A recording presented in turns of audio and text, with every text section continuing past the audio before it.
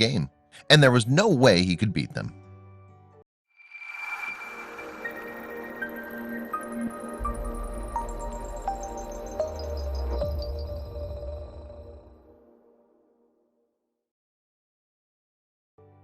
An old couple who lived in a very hilly part of Canada had no choice but to build their driveway snaking down towards their property. A straight path would have been far too steep, and it wouldn't have been up to local building regulations. Due to the terrain, finding workarounds like this in the area were commonplace, and there were several experienced designers in town who knew how to lay the roads out just right. But one new resident decided he wanted to do things his own way.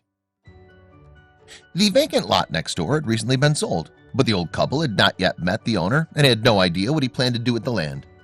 But instead of a knock on the door or friendly wave from the doorstep, the kindly couple was introduced to the landowner in the most unneighborly way possible. The couple came home one day to find heavy machinery on their land. Construction work had already begun on the new house, and the laborers were carving into the couple's own land as a cheap, easy fix to the incline issues. Thinking it could have all been an honest mistake, the old man asked one of the workers if he could speak to the owner, but his response made the situation even more infuriating. The clueless construction worker said he didn't know where the owner was, but he was happy to pass on his number. Heading back inside to use the phone, the old man dialed the number, but instead of clearing up the land dispute, it quickly became a lot messier. The couple simply didn't know how to react.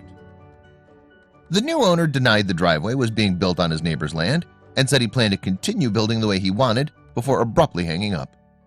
After hearing the story, a family friend of the couple's laughed. He saw a very simple solution that would turn the tables in their favor in a matter of minutes.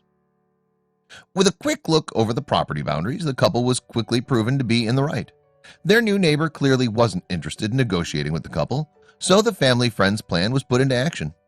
The next morning, when the construction workers arrived, they immediately called their boss, but it didn't take long for him to finally show his face. Legal action against the intrusive construction would have been expensive and not particularly effective since the damage had already been done to their land. But seeing how angry this quick fix had made their rude neighbor, the old couple had no regrets. He was furious, and there was absolutely nothing he could do about it. The old couple watched as the arrogant owner screamed at the construction workers before making his way over to bang on the old couple's door. He disappeared several times to talk to his lawyer, but the conversation only made him angrier. The inconsiderate property developer had no choice. He would have to negotiate with the couple. The old couple's friend simply parked his car across the section of the new driveway that had been cut into their land, blocking the workers from driving their equipment down to where they needed to be. Seeing no alternative, the neighbor invited the old couple to talk with his lawyer to find a resolution. One brief negotiation later, and the old couple came to a significant financial agreement with their new neighbor to allow him to legally build the driveway on their land. After all, they had little use for the extra plot. In fact, had he asked them nicely, they would have happily relinquished the right to their property free of charge.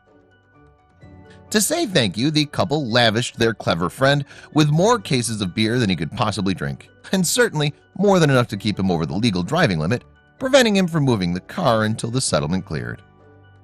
Should these things be dealt with through the legal system, or is taking the law into your own hands sometimes the best solution?